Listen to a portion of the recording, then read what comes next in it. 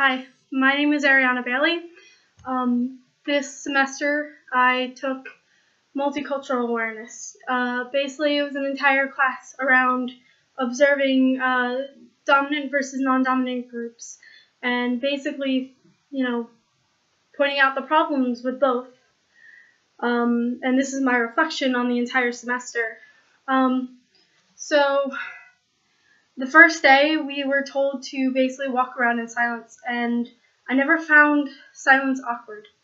I'm used to being by myself, I'm used to quiet, and so the silence to me was nice because we're so used to having noise in our society that silence tends to scare people. But when told to get into a group without talking, I found it hard because I was never quite sure if I fit into a group. When those of us with glasses, and I'm not wearing my glasses now, were grouped for facial features, we didn't know if the group actually worked for it because it's not a facial feature, it's basically an accessory.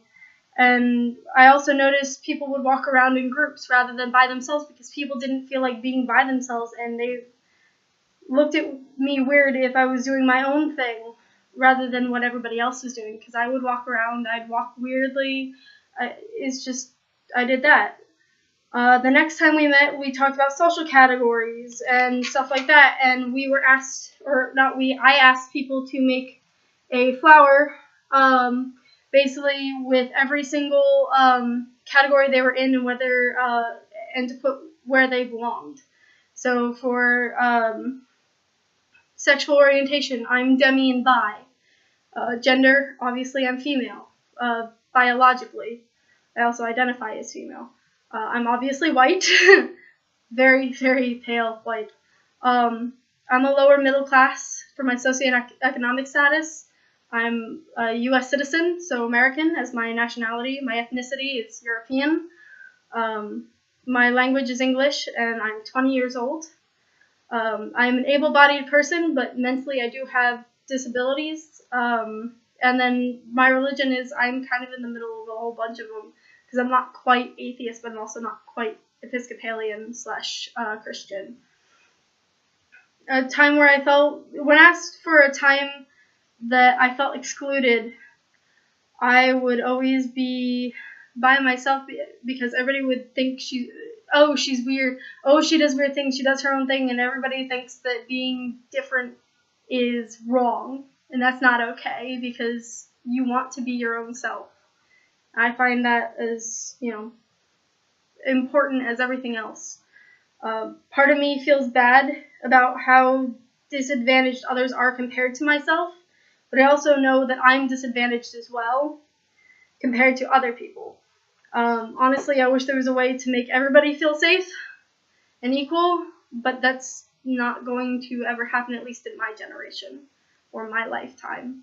As much as I'd like to try and contribute to it, it's not going to happen. Until that day, obviously, going to have to work. And that's not what everybody wishes they could do, but obviously. So we did a privilege walk on the 19th of September. And I had someone who, because we switched everybody's papers and it was anonymous, so nobody knew who was what and nobody was identified specifically. And the person that I had 45 yeses and 5 nos. And I wondered if whoever I had knew that I was representing them. And I wanted to know how they felt because I happened to be the quote-unquote second most privileged. But then I look back at the people behind me and I wonder where I was. Where did I fall in this walk? As much as I want to know, I also feel that it's important that it's anonymous so that way we at least see the difference. Because otherwise people will start pointing out other people's flaws, and that's not okay with me. I just want to help people. That's why I'm a psychology major. I want to help people. I want to, be me. Frankie and I, someone else in my class, were talking about how surprised we were because of the extremes. We were expecting a lot more people to be more in the middle and together, but it was very spread out, and I think it speaks to the fact that we always assume if you're working with someone, they're the same social and economic status, And we don't think about that often, and I feel like it's something that we need to, and the whole experience just kind of surprised me. I didn't think I had a lot of privilege until I saw it. On the 24th, we were talking about a whole bunch of different things. And one thing that really stuck out was, like, from 1st through 8th grade, I was labeled as a gifted kid. Basically, kids who were just a little bit faster at learning. And I didn't realize that, how fast we were learning until in 8th grade I was put from a gifted English class to a honors English class, which is a step below, and how much slower and how much more sense that made to me. And it was eye-opening because I didn't realize how much ahead we were and how much more we were learning and how much more I was getting because I was labeled gifted. And so it just surprised me in general. It was, it shouldn't be that way. At least I don't think so. Because if you're labeled as gifted, you're going to think you're better than everybody else. And that's how I noticed, because I was in a city school, quote unquote, because my school was located in the city, how much of a difference the gifted kids were from the honors kids. And seeing the difference of how high and mighty the gifted kids felt and acted and looked compared to the honors kids who were just trying to get by. It was just, I was surprised, And it happened in high school too. It just wasn't labeled gifted. It was AP. And then honors became the gift. Basically, gifted became AP, honors stayed honors, and then there was another one, CP, which was college prep. And it made it worse because there was 3 now rather than 2. And again, it was fast-ish, and slow. And that's not something. Everybody should have equal learning. Everybody should get the same resources, the same stuff, but that's not something that happens in this lifetime because we are so biased about it.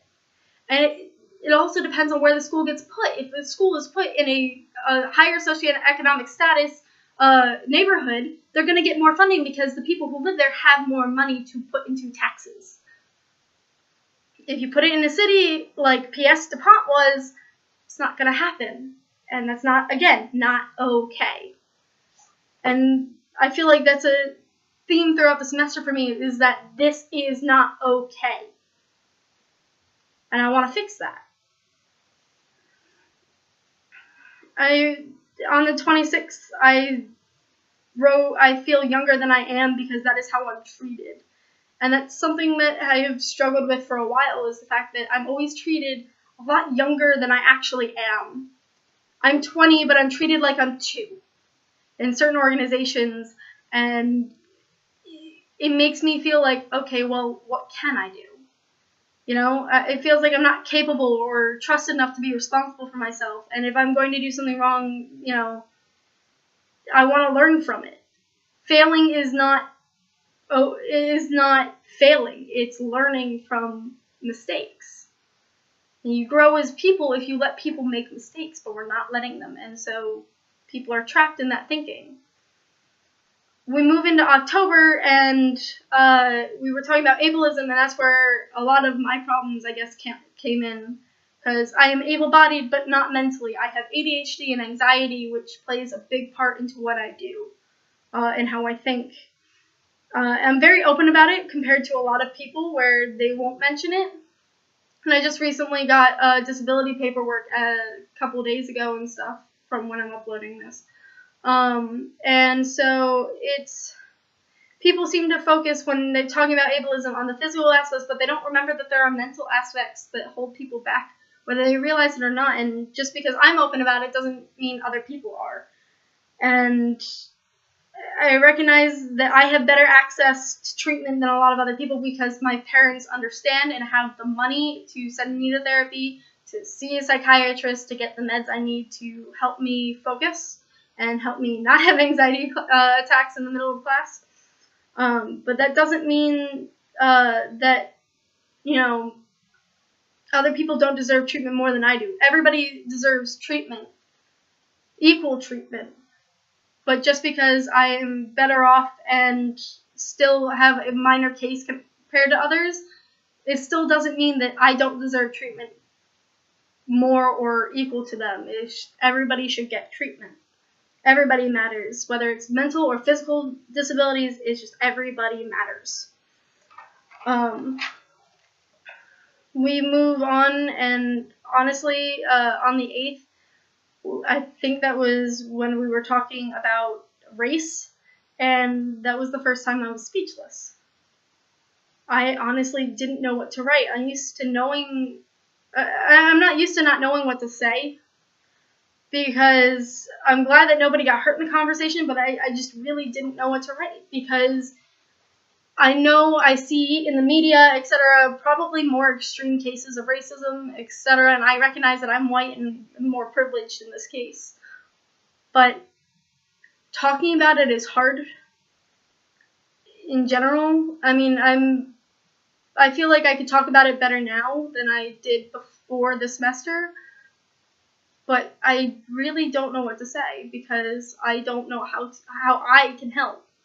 And I feel like if I ask, they're just going to be the same answers as every other minority. It's just be an advocate. Talk about it. It's just like, but I don't know what I'm talking about, and I don't want to say something that's going to offend someone. But I will do my best to try. When it came to gender, which was masculine versus feminine, I said that it was hard to say if there was a more correct group. Most women just want to be treated as a person with actual ideas and not just objects. We want to be paid for the same amount of work. If I do the same amount of work as this male, I want to be able to be paid the exact same as this male, but we're not. And that's, again, not okay. I want to go outside. Females in general want to go outside without being scared that we're going to get assaulted, we're going to get raped, etc., that we're going to be sex trafficked, because that's a big thing that's going on now. We just want to be believed if we speak up, because you tell us. Males tell us that, oh, if you just speak up, we'll listen and we'll help you, etc., etc., but as soon as they speak up, they go, well, and they have all of these caveats. But you told us to speak up, and we're telling you, and why don't you believe us when you said you would believe us? And I think that's a big thing that's going on right now, and all we ask is that you believe us. You know? We just want to be on the same level. When it came to gender identity, I identify as female, but I know there are other people who are identify as trans, pan, bi. I mean, I am bi, but gender fluid. We were talking about we wanted gender neutral bathrooms and locker rooms available for people who may not be comfortable fitting into the female locker room or bathroom or the male locker room or bathroom, and I feel like that's a great idea that needs to be implemented. And why does it matter to somebody else who it doesn't affect? Like, if a person who feels they are male goes into a male locker room, why do you care if you're in there? You're in there to change or go to the bathroom or whatever. Why are you looking at this person? Why are you staring at their genitals? Why are you judging them? If they are male and identify as male, why do you judge them? And it's the same for females. Why are you looking? It doesn't matter. They are their own person. You are your own person. Just learn when to pay attention and when not. So we got to religion as well. And I have a problem. I grew up in an Episcopalian household.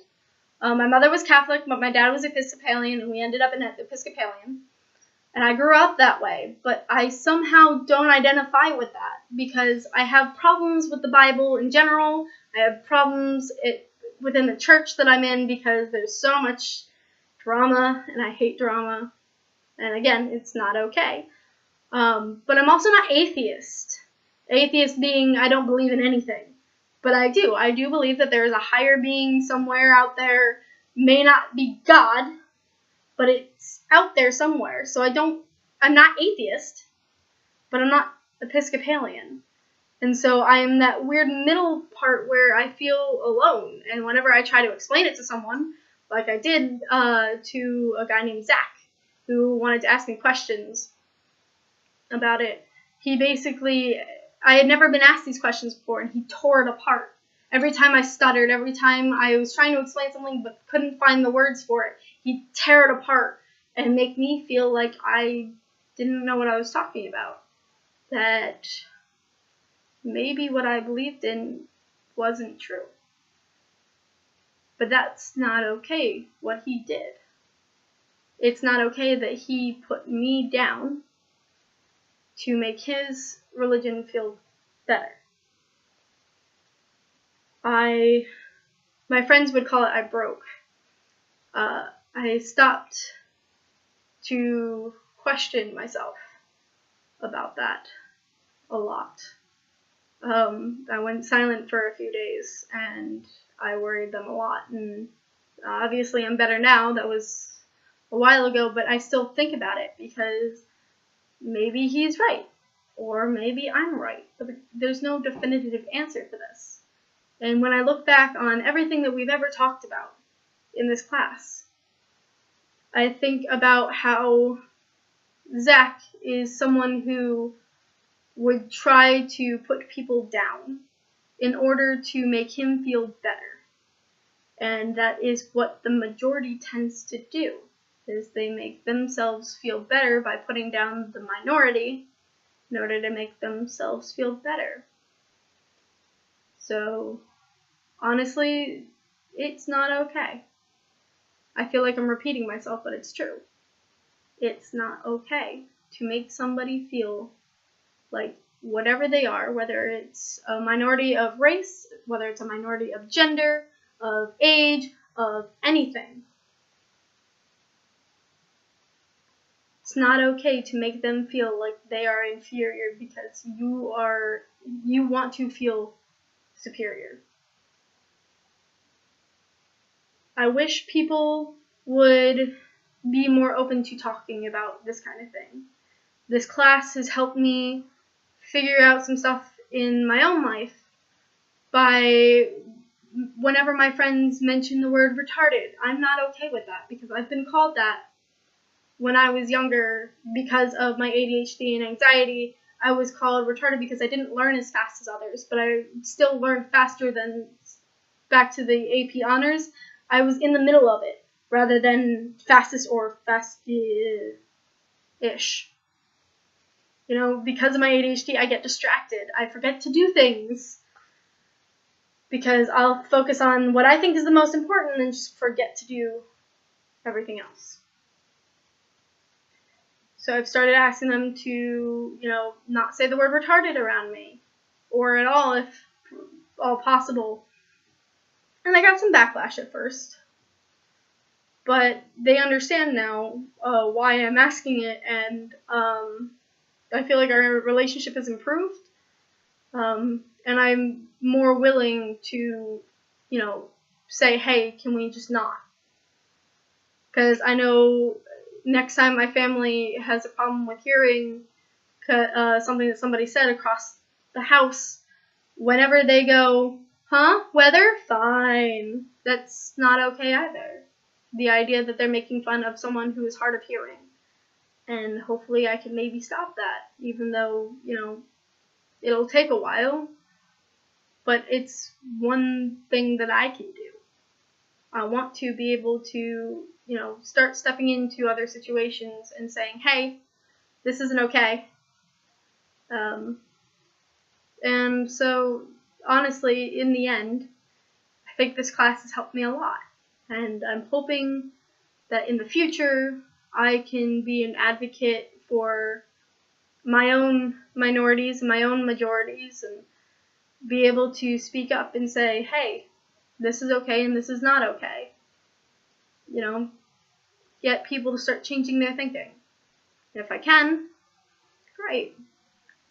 If I can't, well, at least I tried. And I can say I tried rather than, not. Thanks. My name's Ariana Bailey, and I'm signing off. Thanks for listening.